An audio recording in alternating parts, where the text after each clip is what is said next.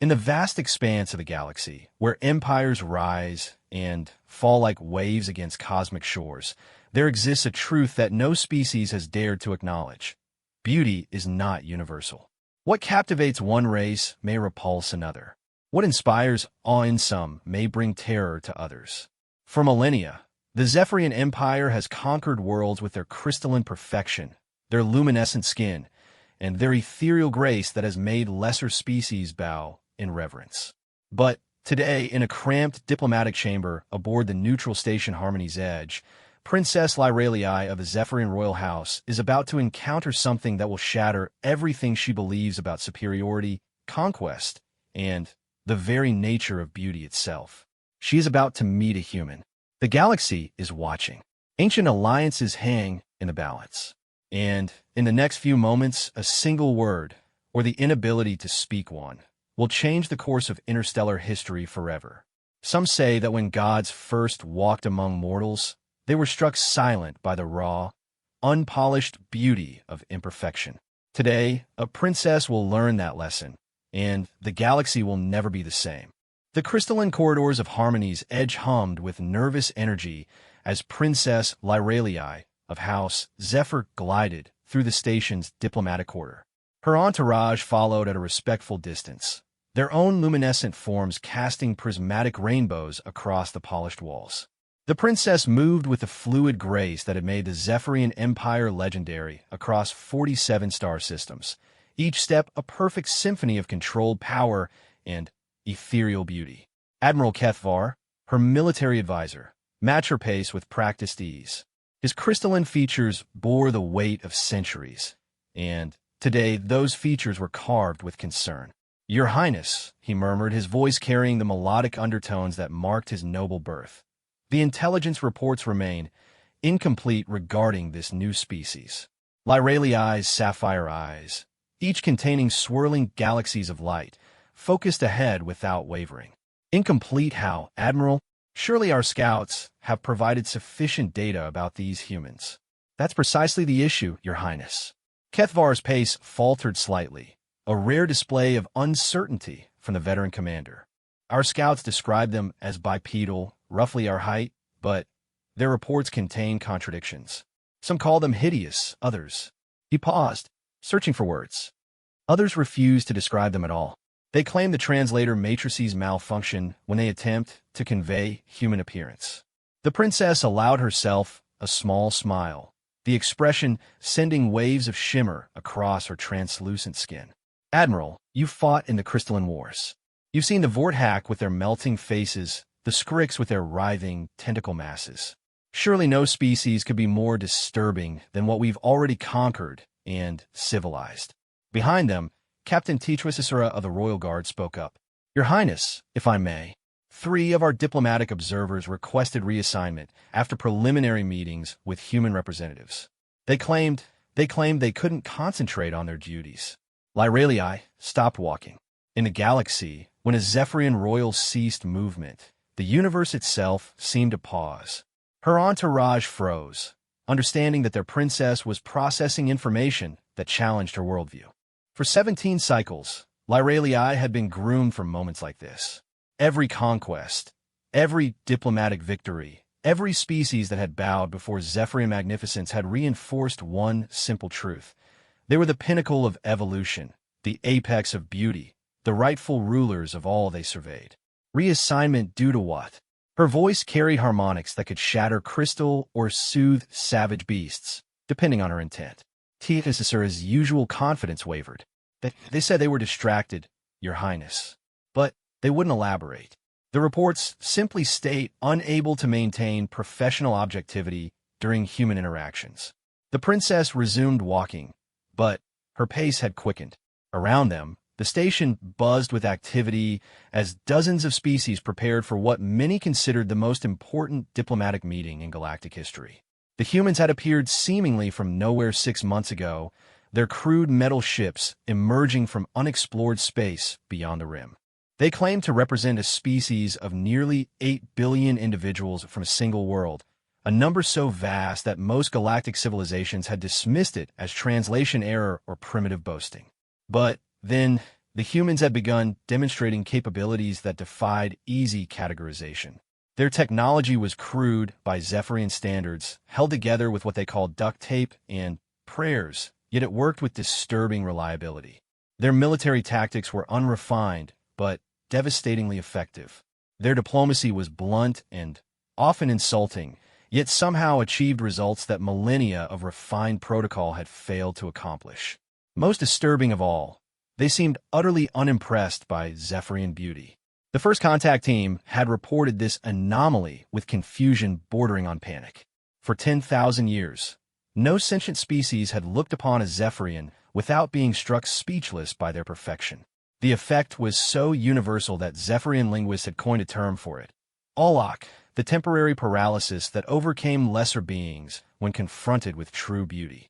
But humans apparently suffered no such condition. They looked at Zephyrians and simply continued talking. "Your Highness," Admiral Kethvar said as they approached the diplomatic chamber, "perhaps we should postpone this meeting. Allow our xenobiologists more time to study these creatures, understand their psychology. A hasty first contact with a species we don't understand has led to complications before." Lyralii paused before the massive doors that led to Neutral Chamber 7. Through the transparent aluminum, she could see figures moving inside. The human delegation had arrived early, apparently having little patience for the elaborate protocols that govern such meetings. She could make out shapes, but the chamber's privacy screens blurred details. "Admiral," she said, her voice carrying the absolute authority of someone born to rule, "the Zephyrian Empire has never retreated from a diplomatic challenge. We have brought civilization to species so primitive they worshipped fire, and to others so advanced they had transcended physical form. We have faced the incomprehensible and made it comprehensible, the impossible, and made it inevitable. These humans are simply another species awaiting the enlightenment that only we can provide." Her attendants straightened, drawing strength from their princess's confidence. This was why they served House Zephyr, why the entire galaxy had learned to accept Zephyrian leadership. When faced with the unknown, Lyralii never faltered. "Besides," the princess added, her tone carrying a note of anticipation, "I confess to curiosity. What manner of being could look upon our perfection without being moved? It suggests either blindness or some form of cognitive deficiency. Either way, understanding this flaw may prove useful in future negotiations." The chamber doors began to cycle open, responding to the princess's biometric signature. Protocol demanded a formal announcement, the recitation of titles, and honors that would normally take several minutes. But as the doors revealed the chamber's interior, something unprecedented happened. Princess Lyralii of House Zephyr, heir to 47 worlds, commander of fleets that could crack planets, diplomat who had never failed to secure her empire's interests, stopped moving. Not in the controlled, deliberate way that marked royal consideration, but in the abrupt, involuntary manner of someone whose nervous system had simply ceased to function. Inside the chamber, standing with casual confidence near a curved conference table, was a human male. The princess's first coherent thought, buried beneath layers of system shock, was that her scout's reports had been accurate about the basic physiology. Bipedal, roughly her height, bilaterally symmetric. But those clinical observations failed utterly to convey the reality of human presence. Where Zephyrian beauty was perfect, this creature was flawed in ways that somehow enhanced rather than diminished his appeal. His skin wasn't the flawless crystal that marked evolutionary superiority, but a warm, organic tone that seemed to hold stories of sunlight and weather. His hair was dark and slightly unkempt, showing none of the geometric precision that Zephyrian grooming demanded. His features were asymmetrical, marked by what could only be described as character lines around his eyes. Those eyes. The princess found herself focusing on them with an intensity that would have been embarrassing if she'd retained enough cognitive function to feel embarrassment. They were brown, a simple organic color without the swirling depths that marked Zephyrian sophistication. But they held something that none of her species possessed, a warmth that seemed to acknowledge imperfection and find it not just acceptable, but valuable. The human noticed her entrance and smiled. The expression was crooked, another flaw in what should have been perfect symmetry. But That imperfection created something that Lyraliai's extensive education in 17 languages couldn't name. Her translators, those miraculous devices that had allowed the Zephyrian Empire to communicate with thousands of species across the galaxy, offered no equivalent for what she was experiencing. Admiral Kethvar, standing beside her, had also frozen. But where the princess was experiencing something unprecedented, the admiral was falling back on military training. His hand moved slowly toward his weapon, recognizing a threat he couldn't categorize. The human delegate stepped forward, extending his hand in what their briefings had identified as a greeting gesture. His movements were confident but unhurried, showing none of the reverence that typically marked first meetings with Zephyrian royalty. Your Highness, I'm Ambassador Daniel Chun, representing the United Earth Coalition. Thank you for agreeing to this meeting.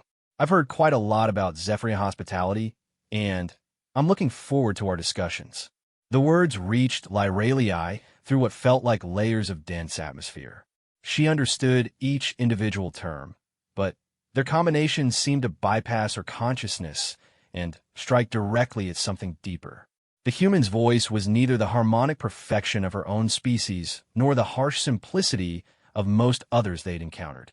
Instead, it carried subtle variations, emotional undertones that spoke of experiences beyond diplomatic protocol. Captain Tishvisisura, standing behind the princess, whispered urgently in Zephyrian high speech, Your Highness, should we activate defense protocols? The question penetrated Lyraliai's paralysis, but not in the way her guard intended. Defense protocols? Against what? The human posed no visible threat, carried no weapons that their scanners could detect, showed no signs of aggression or hostile intent. But something about his presence was affecting her in ways that no enemy had ever managed. Ambassador Chen's smile faltered slightly as the seconds stretched without response. He glanced at his own small delegation, who were watching the scene with expressions ranging from concern to barely concealed amusement. Is everything all right? Chen asked, his tone gentle but direct. I understand that first contact protocols can be complex, but we're ready to begin whenever you are. That voice again. Lyraliai found herself analyzing its patterns with the desperate focus of someone trying to solve an impossible equation. There was something in the way he shaped words, the way emotions colored his speech, that her extensive diplomatic training had never prepared her to encounter. Every species she'd met before had either been intimidated by Zephyrian presence or had attempted to match their formal magnificence. This human was doing neither. He was simply being himself. The princess forced herself to move, calling upon centuries of royal discipline. But even as she stepped forward, she could feel something fundamental shifting in her understanding of the universe. Her voice, when it finally came, lacked the harmonic perfection that had swayed councils and cowed enemies. Ambassador Chun, she managed, each word requiring conscious effort. We welcome you to this gathering. The human smile returned, and Lyraliai felt her carefully constructed composure threaten to scatter like light through a prism. What was wrong with her? She was Princess Lyraliai of House Zephyr, trained from birth to handle any diplomatic situation, educated in the psychology of hundreds of species, master of 17 forms of formal negotiation. She had stared down court-heck war chiefs and charmed Altarian philosophers. No mere alien should be able to affect her like this. The pleasure is entirely ours, Your Highness, Chen replied. We've been looking forward to learning more about Zephyrian culture. From what we've heard, your empire has quite a remarkable history. Remarkable. The word echoed in the princess's mind. Not magnificent, not perfect, not awe-inspiring. Remarkable. It was such a simple term, completely inadequate to describe 10 millennia of galactic dominance. But somehow, coming from his flawed, organic being with his asymmetrical smile and warm brown eyes, it felt like the greatest compliment she had ever received. Admiral Kethvar, finally, recovering his composure, stepped forward to perform the formal introductions that protocol demanded. But as his melodious voice began the recitation of titles and honors that usually marked such occasions, Lyraliai found herself watching the human's face rather than listening to her own achievements. Ambassador Chen listened politely, nodding at appropriate moments, but his attention kept returning to her. not with the glazed reverence that marked Awlok, not with the calculating assessment of political rivals, but with something that Lyraliai's comprehensive education had somehow failed to include: genuine interest in her as an individual rather than as a symbol. When the formal introductions concluded, Chun gestured toward the conference table. "Shall we sit? I understand we have a lot to discuss." As they moved toward their seats, the princess found herself acutely aware of the human's presence beside her. He moved with unconscious grace, but it was entirely different from Zephyrian perfection.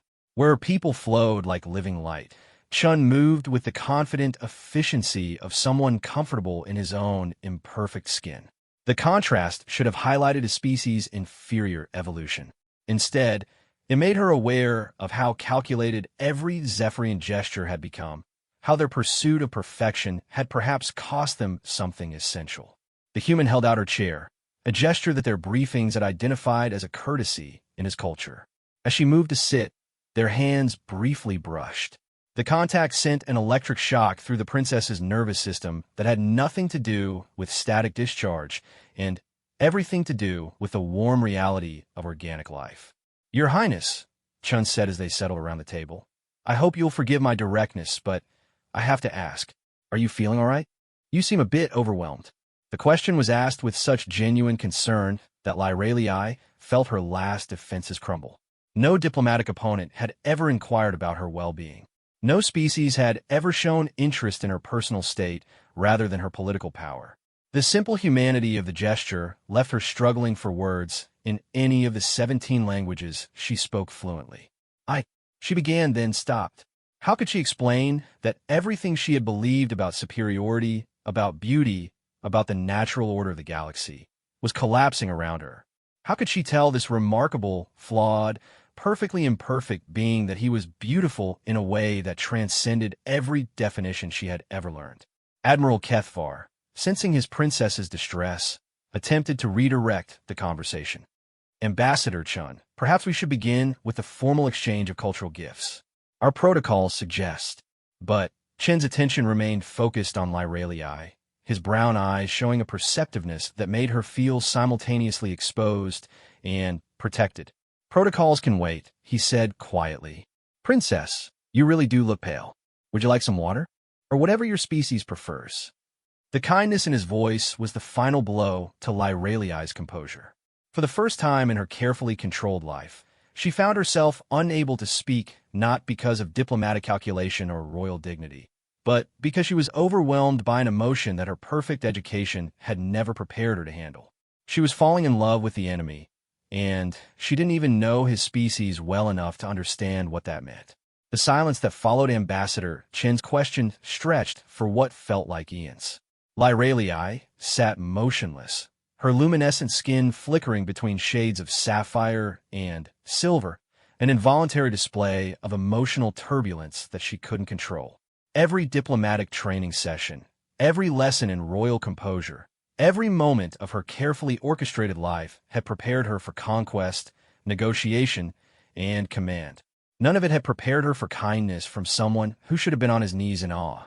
Admiral Kethvar cleared his throat with a sound like crystal chimes. "Ambassador Chun, perhaps we should address the matter at hand. The Zephyrian Empire has territorial claims that—" Chun raised his hand gently, and the Admiral's words died away. The human's attention never wavered from Lyraliai's face, and she found herself trapped by his gaze in a way that felt simultaneously terrifying and wonderful. "Admiral," Chun said, his voice carrying quiet authority, "with respect, I think the princess needs a moment." He turned to one of his own delegates, a woman with silver-streaked hair and intelligent eyes. "Sarah, could you get that thermos from my bag? The one with the tea?" As the human delegation moved with efficient cooperation, Lyraliai watched their interactions with growing fascination. There was no rigid hierarchy, no ceremonial distance between leader and follower. They moved as a unit bound by mutual respect rather than rank. It was unlike anything in her experience. The woman named Sarah returned with a simple metal container and what appeared to be small cups made of an organic material. Chen opened the container, releasing a warm, complex aroma that filled the chamber. The scent was unlike anything Lyraliai had encountered. Earthy, soothing, with subtle notes that seemed to tell stories of distant worlds and quiet moments. "This is chamomile tea," Chen explained, pouring the golden liquid into a cup with practiced ease. "It's from Earth. We found it helps in stressful situations." He held the cup out to her, and she noticed his hands bore small scars and calluses, marks of a life actually lived rather than perfectly maintained. Lyralii stared at the offering, her crystalline mind racing through implications. Accepting food or drink from an alien species violated at least 6 different protocols.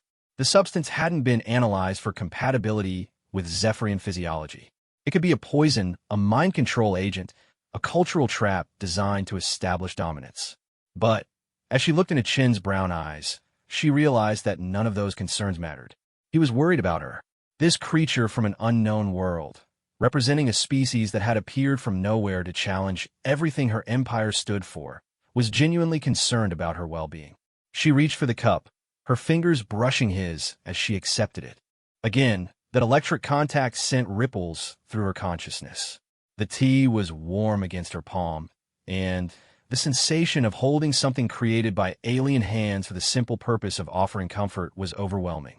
"Thank you," she whispered, her voice barely audible. Chun smiled, that asymmetrical expression that was becoming increasingly dangerous to her emotional equilibrium. "You're welcome. It's not much, but sometimes the simple things help." Captain Tichwasisara stepped forward, her hand moving toward her weapon with trained instinct. "Your Highness, we haven't tested that substance for..." "Captain," Lyraliai's voice carried enough authority to freeze her guard mid-motion. She lifted the cup to her lips and took a small sip. The liquid was unlike anything in Zephyrian cuisine. Warm, gentle, with flavors that seemed to ease tension she hadn't realized she was carrying. More importantly, it tasted of trust. Chin settled back in his chair, clearly relieved. "Better." Lyralii nodded, not trusting her voice. Around the table, both delegations watched this unprecedented exchange with varying degrees of confusion and concern. For the humans, their ambassador's behavior was consistent with his reputation for putting people at ease. For the Zephyrians, witnessing their princess accept alien hospitality without protocol clearance was tantamount to watching their universe restructure itself. "Now then," Chun continued, his tone shifting to something more formal but still maintaining that underlying warmth. "I think we got off to an unusual start. Why don't we try a proper introduction? I'm Daniel Chun, formerly a cultural attaché from Earth's Pacific Coalition, now representing humanity in our first contact with your empire. I'm married to a wonderful woman named Lisa, have 2 daughters who think diplomacy is the most boring job in the universe, and I collect vintage books in my spare time." The casual revelation of personal information sent another shock through Lyraliai's system. In Zephyrian diplomacy, sharing such details required months of trust-building and careful protocol exchanges. Chun had just offered intimate glimpses of his life, as casually as commenting on the weather. She began, then stopped. How could she respond? Her formal titles filled entire scrolls. Her achievements in statecraft and conquest required hours to properly recite. But Chun hadn't asked for any of that. He'd shared something real, and some instinct she didn't understand told her he deserved the same. "I'm Lyralii," she said finally, setting down the cup with careful precision. "I'm the second daughter of Empress Cythera, trained from birth to expand the empire and bring enlightenment to lesser species." She paused, realizing how those words sounded in the context of this conversation. "Though I'm beginning to think our understanding of enlightenment may be incomplete." Admiral Kethvar's intake of breath was audible. For a Zephyrian royal to question imperial doctrine, even obliquely, was unprecedented. But Lyralii found she didn't care. The warm taste of alien kindness lingered on her tongue, and everything that had seemed absolute and unchangeable moments before now felt fragile and temporary. Chun leaned forward slightly, his attention completely focused on her words. "What do you mean by incomplete?" The question was simple, direct, and completely without judgment. Lyralii felt herself responding before her diplomatic training could intervene. "We were told that your species would be overwhelmed by our presence," she admitted. "That like all others, you would recognize our superiority and naturally defer to our guidance. But you're not doing that. Chen's expression shifted to one of genuine curiosity. Should we be overwhelmed, I mean? According to 10,000 years of precedent, yes. Lyraliai's voice carried a note of wonder. Every species we've encountered has experienced what our scholars call alak when first meeting us. They see our perfection and become temporarily unable to function normally. Chen considered this information with the seriousness it deserved. That must make diplomacy rather one-sided. The observation was delivered without malice, but it cut to the heart of something Lyraliai had never questioned. How could true diplomacy exist when one side was psychologically unable to function? How could genuine relationships form when beauty itself was a weapon? Dr. Sarah Martinez, the human delegate who had provided the tea, spoke up. If you don't mind me asking, Princess, how do you define perfection? Because from our perspective, perfection is often the enemy of adaptation. Admiral Ketvar Stefanit. Doctor, you address a princess of the Zephyrian Empire. Protocol requires. Admiral, Lyraliai interrupted, surprising herself with the firmness of her voice. Dr. Martinez asked a legitimate question. Please continue. Martinez glanced at Chun, who nodded encouragingly. Well, from an evolutionary standpoint, perfection implies an end state, something that can't be improved upon. But evolution is about constant adaptation to changing circumstances. A species that achieves perfection, by definition, stops evolving. It becomes static. The words hit Lyraliai like a physical blow. The entire foundation of Zephyrian philosophy was built on the concept of evolutionary superiority. They had achieved physical perfection, aesthetic perfection, technological perfection. But Martinez was suggesting that perfection itself was a dead end.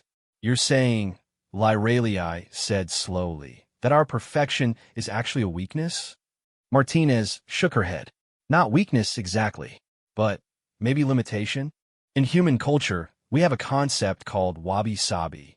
It's the idea that imperfection and impermanence are beautiful precisely because they represent growth, change, the potential to become something new. Chen picked up the explanation. We have another phrase, perfectly imperfect. It means that flaws aren't bugs in the system. They're features. They make things interesting, unique, capable of surprise. Lyraliai looked at the humans around the table with new eyes. Each face was different, marked by experiences and choices that had shaped them in individual ways. Their features weren't standardized perfection, but personalized imperfection. And somehow, that made them more interesting rather than less. But surely, Admiral Kethvar interjected, his voice strained, you can see the superiority of our aesthetic achievement, the harmony of our forms, the mathematical precision of our features. Chen turned to the Admiral with that same open attention he'd shown Lyraliai. Oh, absolutely. You're stunning. All of you. But beauty isn't just about mathematical precision. Sometimes it's about the broken places, the scars that tell stories, the asymmetries that reveal character. He gestured to his own face with a self-deprecating smile. I've got a crooked nose from a childhood accident, lines around my eyes from too many years squinting at diplomatic papers, and a scar on my chin from learning to shave. By your standards, I'm probably hideous. But my wife thinks those flaws make me uniquely mine. They're proof that I've lived a life, made choices, experienced things that shaped me. Lyraliai found herself studying Chen's face with new intensity, cataloging each supposed flaw he'd mentioned. The crooked nose that gave his profile character. The lines around his eyes that spoke of laughter and concentration. The small scar that somehow made his smile more precious because it was unique to him alone. You're not hideous, she whispered, then realized she'd spoken aloud. The chamber fell silent.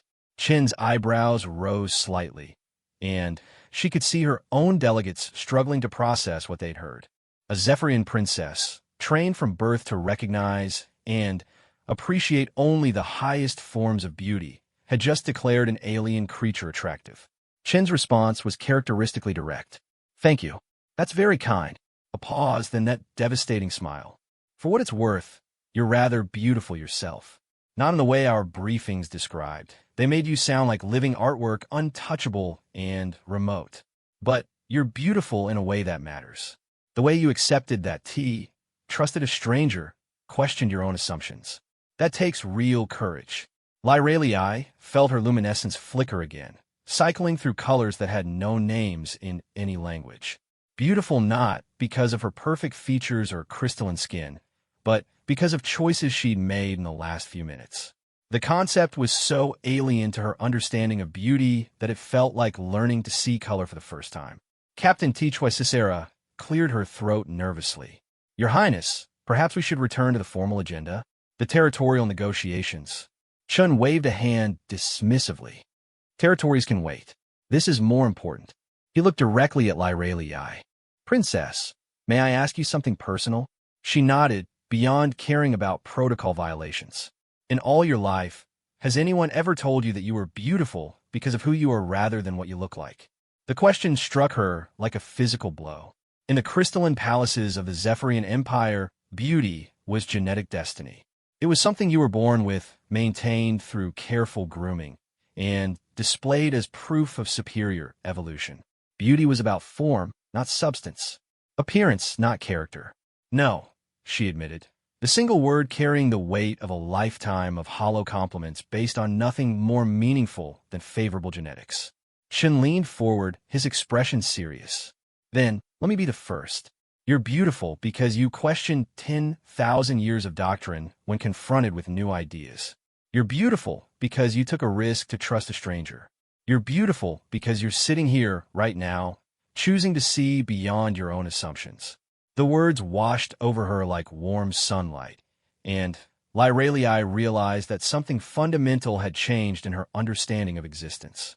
For her entire life, she had been perfect, a flawless example of Zephyrian evolution. But perfection, she now understood, was sterile. It was the end of growth, the death of possibility. Imperfection, on the other hand, was an invitation to become something new. Ambassador Chun, she said, her voice stronger than it had been since entering the chamber. I think we need to discuss more than territorial agreements. I think we need to talk about what it means to be alive. Chen's smile could have powered a star. Now, that's a conversation worth having.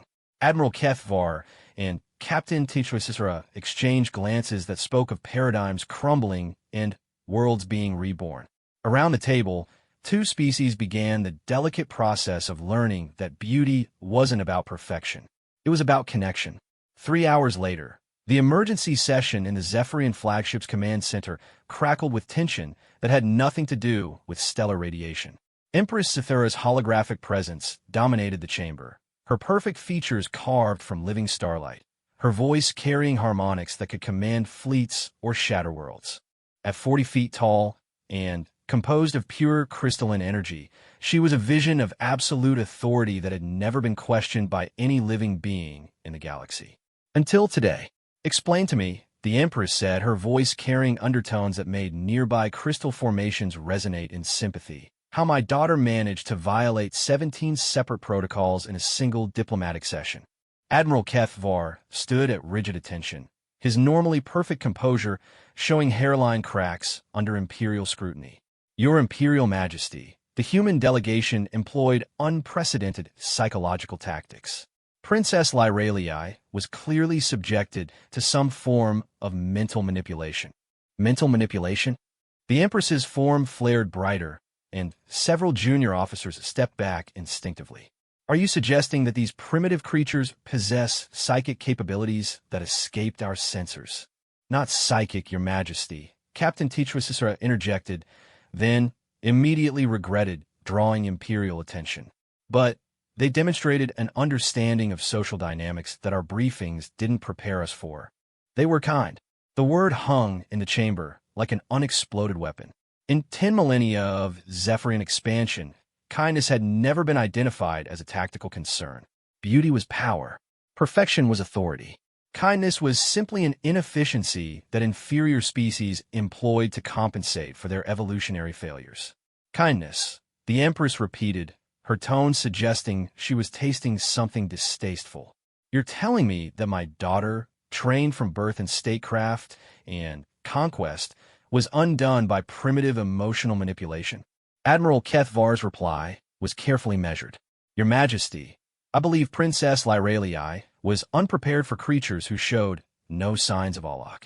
The humans interacted with her as they would with any other individual, without regard for her superior status.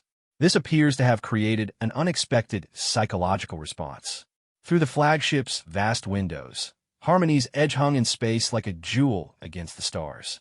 Aboard that station, Lyralii was currently engaged in what she had termed cultural exchange with the human delegation. The reports from her security detail grew more concerning with each update. The princess had shared a meal with the aliens, asked questions about human child-rearing practices, and even laughed at something called a joke, a concept so alien to Zephyrian culture that their translators struggled to provide adequate definitions. "Show me the recordings," the Empress commanded. The chamber's walls came alive with holographic displays, showing the diplomatic meeting from multiple angles. The assembled officers watched their princess's transformation with growing alarm as she progressed from shocked silence to engaged conversation to something that looked disturbingly like happiness. The most damaging moment came when Ambassador Chun had asked about Zephyrian art, and Lyralii had attempted to explain the mathematical principles underlying their aesthetic perfection. Chin's response had been devastating in its simplicity. "But what about art that makes you feel something?" "Feel?" Lyralii's recorded image had asked, confusion evident in her luminescent features. "Joy, sadness, wonder, hope," Chin had explained. "Art isn't just about being perfect. Sometimes it's about being human." The recording showed Lyralii considering this concept with an intensity that spoke of fundamental worldview reconstruction. Then, in a moment that would have scandalized the entire imperial court, she had asked, "Could you show me some human art?" Empress Cythera's holographic form expanded, filling the command center with blazing light. "Enough. This contamination ends now. Your Majesty?" Admiral Kethvar's voice carried a note of concern. "My daughter has clearly been compromised by exposure to these creatures. Their influence must be neutralized before it spreads." The Empress's tone brooked no argument. "Prepare the fleet for immediate action." Captain HFY Mythos stepped forward, her perfect features showing uncharacteristic strain. "Your Majesty, if I may, Princess Lyralii seems happier than I've ever seen her. Perhaps there's value in understanding what these humans offer before taking aggressive action." The silence that followed was so complete that the ship's life support systems seemed loud in comparison. No one in recorded galactic history had suggested that the Empress might reconsider a decision based on the emotional well-being of anyone, including family members. "Happier." The word emerged from the Empress like a physical force. "Captain Tishvisara, my daughter is the heir to 47 conquered worlds, commander of fleets that could sterilize solar systems, inheritor of 10,000 years of superior evolution. Her happiness is irrelevant compared to her duty." But even as the Empress spoke those words, something in her expression suggested uncertainty. For just a moment, her perfect features showed the barest hint of something that might have been doubt. Meanwhile, aboard Harmony's edge, Lyralii was experiencing emotions that had no names in her language. She sat in Ambassador Chin's temporary quarters, surrounded by artifacts from Earth that defied every aesthetic principle she'd been taught to value.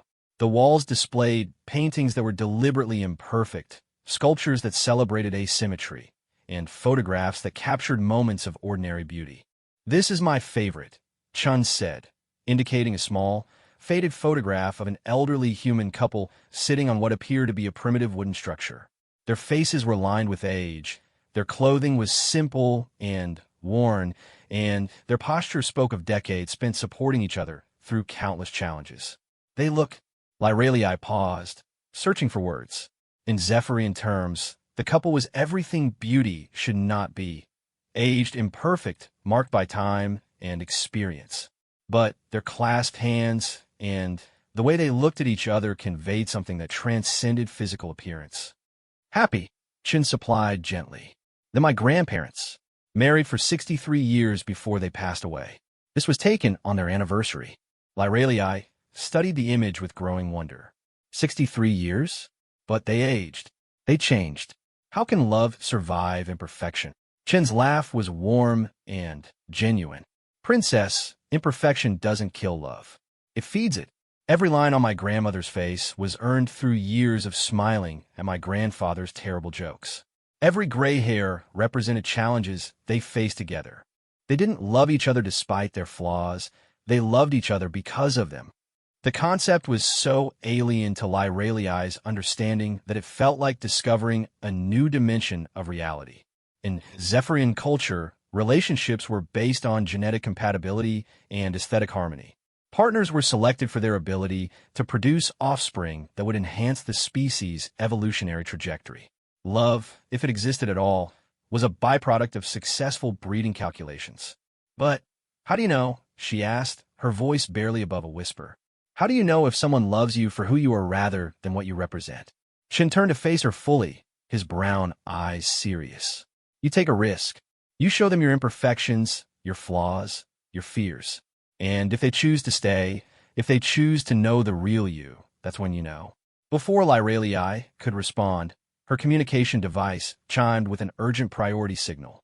The Empress's voice filled the small chamber, carrying harmonics that made the human artifacts resonate like wind chimes. Daughter, return to the flagship immediately. Your presence is required for urgent fleet operations. The tone carried undertones that Lyraliai recognized from childhood. Absolute authority, unquestioned obedience, the voice of someone who had never been denied anything in 10,000 years of absolute rule. Shin noticed her change in posture immediately. Is everything all right? Lyraliai stood, her luminescence flickering between colors that spoke of confusion and fear. I have to go. My mother, the Empress, she doesn't understand what's happening here. What is happening here? Shin asked, rising to face her. The question stopped her cold. What was happening here? In the space of a few hours, everything she had believed about superiority, beauty, and the natural order of the galaxy had been turned upside down. She was supposed to be conducting diplomatic negotiations to establish Zephyrian dominance over human space. Instead, she was learning about love from photographs and questioning the foundations of her own existence. I don't know, she admitted, but I know it's important. Chun stepped closer, and she could feel the warmth radiating from his organic form. Lyraliai, can I ask you something? She nodded, not trusting her voice. Are you happy? Here now, in this moment, are you happy? The question hit her like a revelation. When was the last time anyone had asked about her happiness rather than her duty, her performance, her contribution to imperial glory? When was the last time she had even considered whether she was happy? Yes, she whispered, surprised by the truth of it. Yes, I am. Chun smiled, and the expression was warm enough to melt stars. Then, that's worth protecting. Her communication device chimed again, more urgently this time.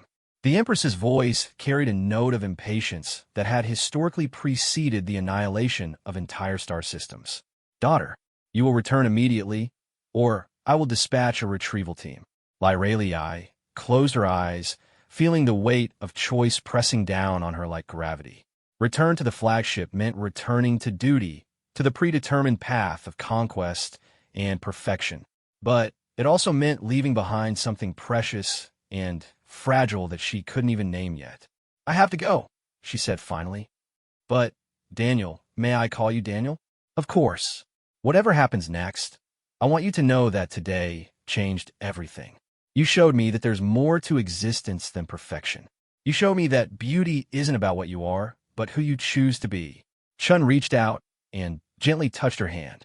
The contact sent electricity through her nervous system, but this time she understood what it meant. It was connection, pure and simple. The touch of someone who saw her as an individual rather than a symbol. Whatever happens, he said, remember that you get to choose who you want to be. Not your empire, not your mother, not 10,000 years of tradition. You. Lyraliai nodded, memorizing his face, burning this moment into her consciousness. Then, with the weight of destiny pressing on her shoulders, she activated her transport beacon and dissolved into light. Moments later, she materialized aboard the flagship's command center, where Empress Thera's holographic presence dominated the space like a living star. The assembled officers stood at rigid attention, their perfect forms creating geometric patterns that spoke of order, hierarchy, and absolute certainty. Daughter, the Empress said, her voice carrying harmonic patterns that could induce awlach in most species, you will explain your behavior. Lyraliai looked at her mother, at the assembled perfection of the imperial command structure, at 10,000 years of absolute certainty made manifest. Then, she thought of a crooked smile, warm brown eyes, and a photograph of two aged humans who had found beauty in imperfection. "I fell in love," she said simply. The silence that followed was so profound that it seemed to bend space-time around them. In that moment, Princess Lyralii of House Zephyr made a choice that would reshape the galaxy. She chose to be human. The aftermath of Lyralii's declaration rippled through the flagship's command center like a shockwave through crystal. For 3 full seconds, an eternity in military time, no one moved, no one breathed, no one dared break the profound silence that followed a princess of the Zephyrian Empire announcing she had fallen in love with an alien creature. Then, Empress Zethera's holographic form exploded into blazing fury that turned the command center's walls molten white. "Impossible!" the Empress thundered, her voice carrying harmonics that made lesser crystalline beings throughout the fleet clutch their heads in pain. "You are Zetherian royalty. You are the product of 10,000 generations of genetic perfection. You do not fall in love with primitive organics any more than stars fall in love with dust." Lyralii stood in the center of the maelstrom, her own luminescence flickering but steady. For the first time in her life, she felt centered in a way that had nothing to do with royal training or diplomatic protocol. The warmth of human tea still lingered in her memory, along with the sound of genuine laughter and the revolutionary concept that flaws could be features rather than failures. "Mother," she said, her voice carrying new harmonics that the assembled officers had never heard before, "I've learned something today that changes everything we think we know about superiority." "You have learned nothing," the Empress shot back. "You have been contaminated by exposure to inferior genetics and primitive psychology. Admiral Kethvar, initiate biological decontamination protocols for the princess immediately." Admiral Kethvar hesitated, his perfect features showing cracks of uncertainty. "Your Imperial Majesty, perhaps we should first understand what the princess experienced before taking remedial action. If these humans possess some form of unknown influence, they possess nothing but ignorance and evolutionary failure," the Empress declared. "Their influence over my daughter is proof of their danger to civilized species. Captain Tichwisisura, prepare the fleet for immediate assault on human space. We will cauterize this infection before it spreads." "No." The single word cut through the command center like a blade of pure silence. Every head turned to stare at Princess Lyralii, who had just done something that had never occurred in the recorded history of the Zephyrian Empire. She had directly contradicted the Empress's orders. "No." The Empress's form contracted to a point of blazing light before exploding outward again. "Daughter, you forget yourself. You forget your duty, your heritage, your very nature." "I remember it perfectly," Lyralii replied, stepping forward into the heart of her mother's rage. "I am Lyralii of House Zephyr, heir to 47 worlds, trained from birth to expand the Empire and bring enlightenment to lesser species. But today I learned that our definition of enlightenment is backward." She gestured toward the viewing ports where Harmony's Edge continued its slow rotation against the stars. "Those humans down there aren't inferior because they're imperfect. They're superior because they've learned to find beauty in imperfection, strength in vulnerability, love in choice rather than genetic destiny." Admiral Kethvar exchanged glances with Captain Tichwisisura, both recognizing that they were witnessing either the birth of a new era or the destruction of their princess's sanity. Around them, junior officers maintained their positions, but their perfect postures showed subtle signs of strain. "Impossible," the Empress repeated, but this time her voice carried a note of something that might have been confusion. "Love is a chemical reaction designed to ensure species survival. Beauty is mathematical perfection expressed in physical form. These are facts, not opinions." "Are they?" Lyralii moved to the central display screen and activated the recordings of her conversation with Ambassador Chun. "Watch this, Mother. Watch how they interact with each other." The holographic display came alive with images from the diplomatic session, but this time Lyralii focused on moments the Imperial observers had dismissed as irrelevant. The way Chin's aide had smiled when he thanked her for the tea. The unconscious synchronization of movement between human team members. The way Chin's voice had changed when he spoke about his family, becoming warmer, more personal, completely unguarded.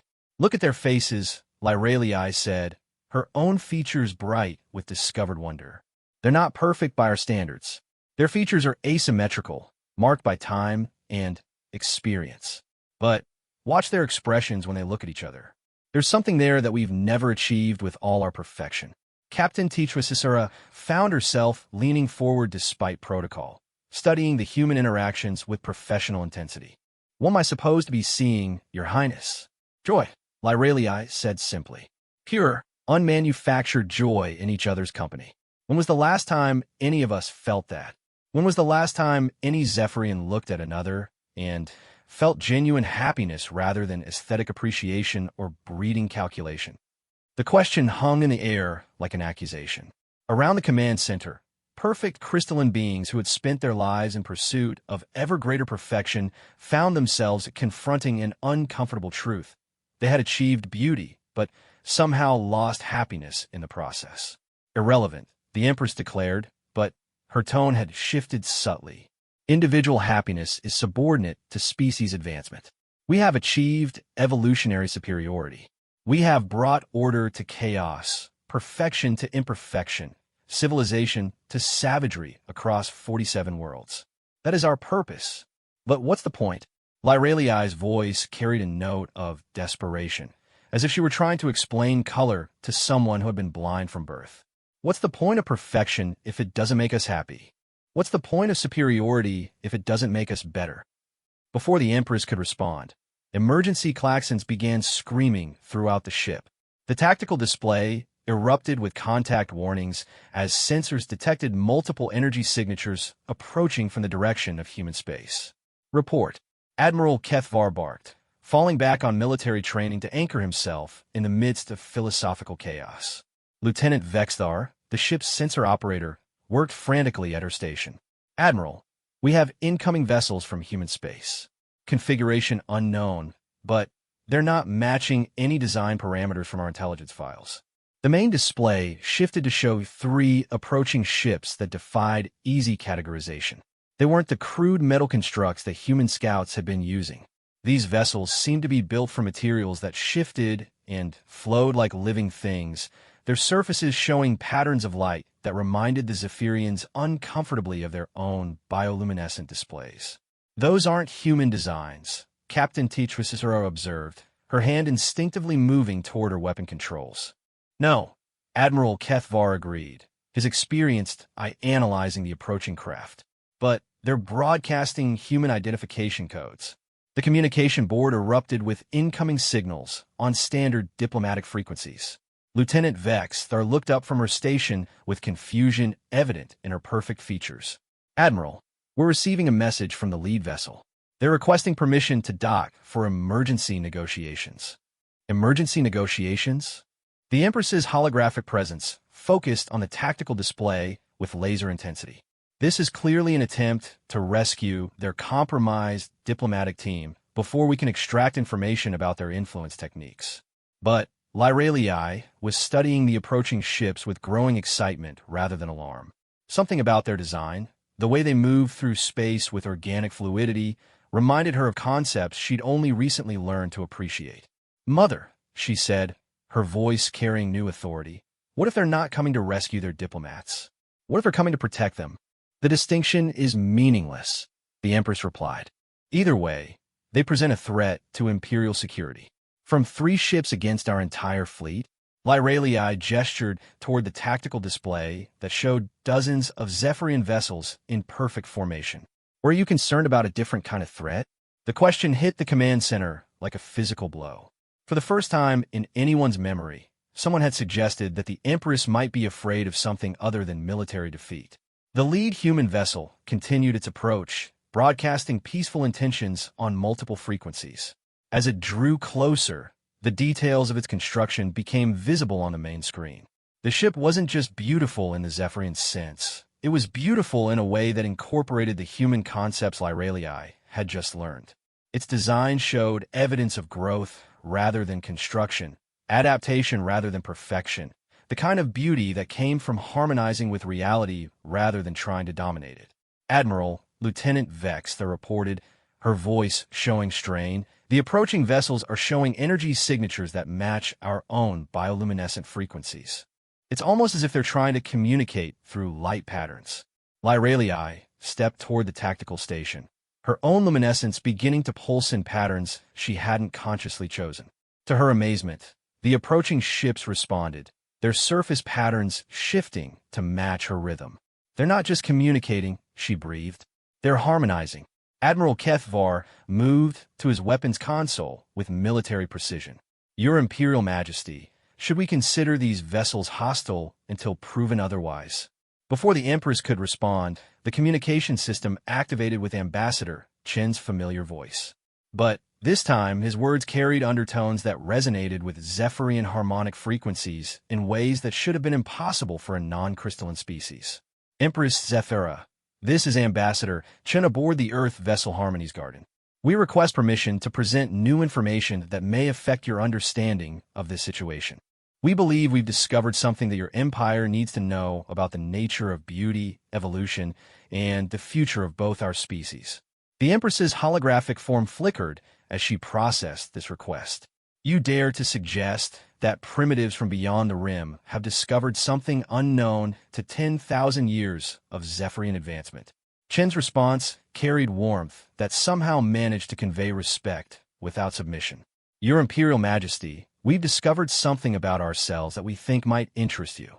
We've learned that contact with your daughter has changed us in ways we didn't expect, and we believe the change might be mutual. Through the command center's windows, the approaching human vessels had taken up positions that formed a pattern around Harmony's edge, not the aggressive positioning of a military force, but the protective circle of parents sheltering something precious. Change how? Lyralii asked before the Empress could intervene. Princess, Chen's voice carried new harmonics that spoke of transformation beyond simple linguistic adaptation. We've learned something wonderful. Beauty isn't just about perfection or imperfection. It's about the harmony that emerges when different kinds of perfection choose to grow together. On the tactical display, the human ships pulsed with bioluminescent patterns that perfectly complemented the Zephyrian fleet's natural glow. For the first time in galactic history, two completely different forms of beauty were creating something new together. Impossible, the Empress whispered, but her voice had lost its certainty. Princess Lyralii looked at her mother's holographic form. Then, at the tactical display showing two fleets learning to dance together in the darkness between stars. Mother, she said softly, I think we're about to discover that impossible is just another word for something we haven't tried yet. 1 year later, the gardens of New Harmony Station bloomed with impossible beauty. Ambassador Daniel Chen walked through pathways lined with earth roses growing alongside Zephyrian crystal flowers, their organic curves intertwining with geometric perfection to create something that transcended both origins. The station itself had become a living symbol of what happened when two different concepts of beauty chose to grow together rather than compete for dominance. Above them, the dome showed a carefully maintained aurora, Zephyrian light-weaving technology powered by human fusion cores, creating displays that neither species could have achieved alone. The effect was breathtaking in ways that made visiting diplomats from both empires stop and stare in wonder. Chun paused beside a fountain where liquid crystals sang in harmonies that human ears could hear and human hearts could feel. Princess Lyralii, now simply Lyralii, having abdicated her imperial titles, sat on the fountain's edge, her luminescence synchronized with the water's song. Her appearance had changed over the past year, her perfect Zephyrian features softened by something that could only be called contentment. Any word from the Empress? Chen asked, settling beside her, with the comfortable ease of partners who had learned to navigate the space between two different kinds of love. Lyralii's glow shifted to warmer tones, a response that had become her version of smiling. She's agreed to the cultural exchange program, but she insists on calling it therapeutic intervention for crystalline evolution disorder. Chen laughed, a sound that still made Lyralii's luminescence flutter with joy. At least she's agreeing to it. 6 months ago, she was threatening to sterilize human space to prevent what she called aesthetic contamination. She's stubborn, Lyralii acknowledged, but she's not blind. The results speak for themselves. Around them, The evidence of that success was impossible to ignore. The station hosted representatives from 47 worlds, but these weren't the rigid diplomatic conferences that had characterized interspecies relations for millennia. Instead, the halls echoed with laughter, heated debate, collaborative problem-solving, and the thousand small interactions that marked genuine friendship rather than political alliance. Dr. Sarah Martinez approached through a grove of hybrid trees, her tablet displaying data that would have been impossible to collect a year ago. "The latest psychological assessments are remarkable," she announced, her excitement evident. Zephyrians who participate in the cultural exchange program show a 300% increase in creative problem-solving abilities and a complete absence of what we've termed perfection anxiety. Perfection anxiety? Lyralii asked, though she suspected she knew the answer. The stress response we've observed in isolated Zephyrian populations. It manifests as an inability to adapt to unexpected situations, growing rigidity in thought patterns, and decreased emotional range. Apparently, maintaining perfection is exhausting. She nodded thoughtfully. And the humans in the program? Equally interesting results. Exposure to Zephyrian aesthetic principles has dramatically improved human design capabilities. But, more importantly, it's teaching us that discipline and beauty aren't mutually exclusive. We're learning to find perfection in effort rather than demanding perfection in results. A chime indicated an incoming priority communication. Lyralii activated the fountain's communication array, and Admiral Kethvar's image appeared in the shimmering water. His appearance had changed over the past year as well. His previously rigid military bearing had softened into something that suggested confidence rather than mere authority. "Your Highness," Lyralii. He corrected himself, still struggling with her abdication of formal titles. "I have news from the frontier sectors." "Good news or bad news?" Chin asked. "Unprecedented news," Kethvar replied. "The Korthek Imperium has formally requested inclusion in the cultural exchange program." The announcement sent ripples of astonishment through the small group. The Kortheks were among the most militaristic species in the galaxy, a warrior culture that had resisted Zephyrian expansion through sheer bloody-minded determination. For them to request cultural exchange rather than demanding conquest terms was paradigm-shifting. What changed their minds? Lyralii asked. Kethvar's expression showed something that might have been embarrassment. According to their diplomatic message, they were impressed by reports of Zephyrians learning to appreciate warrior scars as marks of honor rather than imperfections to be corrected. Apparently, they've decided that any culture capable of such evolution deserves respect rather than conquest. Dr. Martinez looked up from her tablet with growing excitement. The psychological implications are staggering. We might be looking at the first truly peaceful expansion in galactic history. Not conquest, not absorption, but voluntary cultural growth. Chun stood and walked to the dome's edge, looking out at the stars where ships from a dozen species now traveled together in formations that prioritized beauty over tactical advantage. "It's bigger than that," he said softly. "We're not just changing how species interact with each other. We're changing what it means to be intelligent life in this galaxy." Through the transparent walls, they could see the latest arrivals. A Vorthack delegation aboard ships that had been redesigned to incorporate crystalline elements, their previously utilitarian hulls now showing organic curves that spoke of adaptation rather than mere function. The Vorthacks themselves had requested genetic modification to make their natural bioluminescence compatible with Zephyrian harmonic communication. "The Empress still hasn't visited personally," Lyralii observed, a note of sadness coloring her luminescence. "She approves the programs, funds the research, even celebrates the successes. But she won't come here herself." "Give her time," Chin said, moving to stand behind her, his hands resting gently on her shoulders. 10,000 years of certainty doesn't change overnight. "What if she's right to be afraid?" Lyralii asked.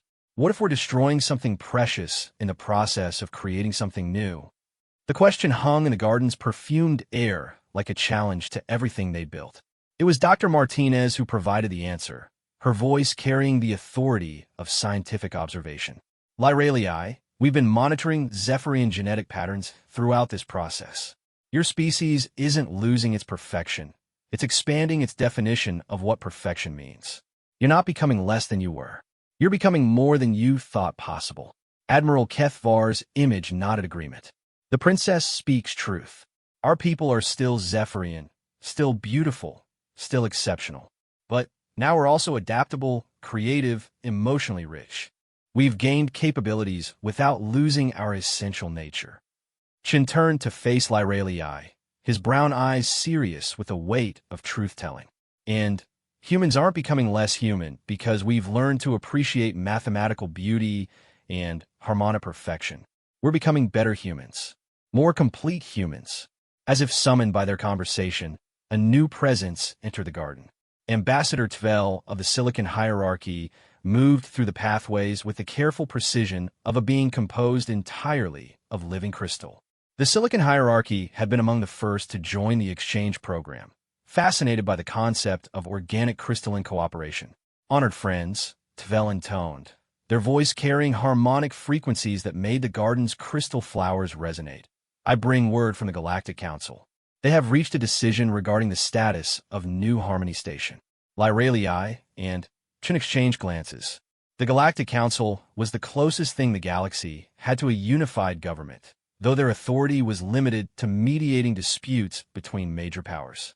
For them to take notice of the cultural exchange program was significant. What decision? Chin asked. The Council has voted to designate New Harmony Station as the first official cultural evolution zone. Species wishing to participate in guided aesthetic and philosophical development may apply for inclusion. The zone will be granted independence from all existing political structures and protection under galactic treaty. The announcement was staggering in its implications. For the first time in recorded history, the galaxy's major powers were officially acknowledging that evolution could be guided by choice rather than conquest, that beauty could be taught rather than imposed, that intelligence could grow through cooperation rather than competition. There's more, Tvel continued, their crystalline features showing patterns that indicated deep satisfaction. The Council has also voted to establish similar zones throughout the galaxy, each one focused on different aspects of cultural evolution. The Zephyrian Empire has been invited to provide aesthetic guidance. The Human Coalition has been asked to contribute psychological insights. The Silicon Hierarchy will offer technological integration expertise. Dr. Martinez was frantically taking notes, her scientific mind already racing ahead to the possibilities. We could be looking at guided evolution on a galactic scale, not just individual species advancing in isolation, but entire groups of species evolving together. A new kind of civilization, Chin added, his voice filled with wonder. One based on voluntary growth rather than forced conformity. Lyralii stood and walked to the fountain's edge, her luminescence pulsing in patterns that spoke of emotions too complex for any single language to contain. My mother always said that perfection was a destination, something you achieved and then maintained. But now I think perfection might be a journey, something you choose to pursue together. As if responding to her words, the station's communication system activated with an incoming priority signal. The fountain's water stilled as Empress Thura's image appeared, her holographic presence filling the garden with crystalline radiance. But something was different. The Empress's perfect features showed subtle changes. Lines around her eyes that spoke of laughter, a softness in her expression that suggested the possibility of doubt, and, most remarkably, a harmonic resonance in her voice that carried emotional undertones. Daughter, the Empress said, and the single word carried more warmth than Lyralii had heard from her mother in centuries. I have been watching. I have been listening. I have been learning. Lyralii's luminescence brightened with hope. Mother, the reports from the Cultural Evolution Zone have been illuminating. It appears that our definitions of superiority may have been incomplete.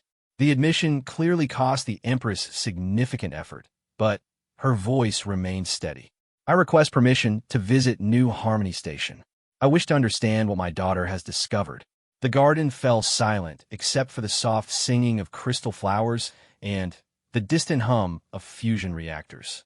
Chun and Lyralii looked at each other, then at the Empress's image, both understanding that this moment represented the final transformation of everything they'd worked to achieve.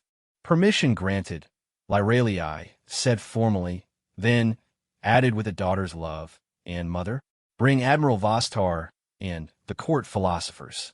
I think they're going to enjoy the challenge of redefining perfection.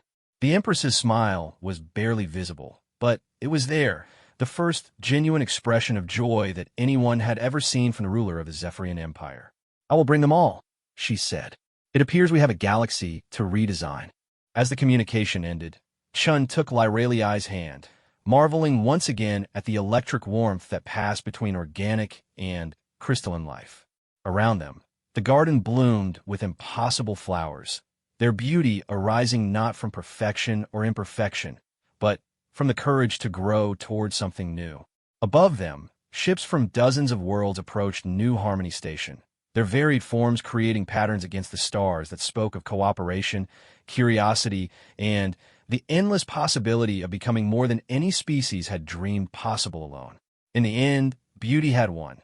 Not the rigid beauty of perfection, but the living beauty of growth, change, and the choice to see wonder and difference. And across the galaxy, intelligence itself was learning to evolve not through conquest, but through love.